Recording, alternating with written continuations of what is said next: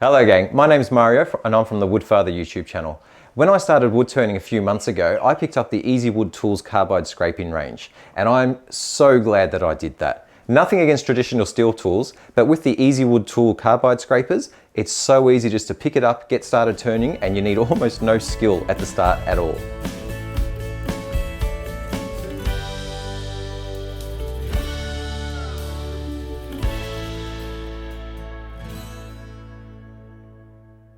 So why do I love them so much? It's because of the carbide tip. The basic idea of the carbide cutter is that you never have to sharpen it.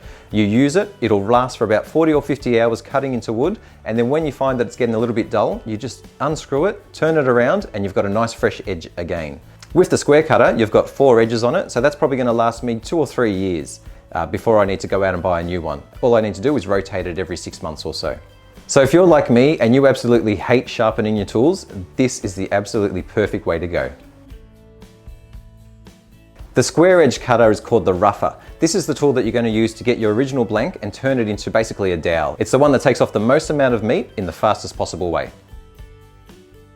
The next tool is the finisher. The finisher is fantastic for giving you a really nice smooth edge on the workpiece, and also for whenever you're doing curves. It's a fantastic tool, and it's probably the most fun one to use.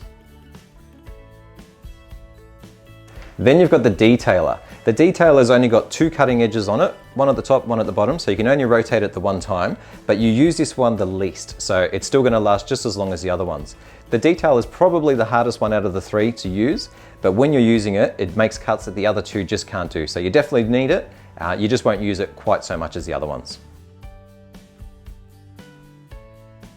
Rotating the tip itself is incredibly simple. The tools all come with a little Allen key. All you need to do is stick it in, twist it around.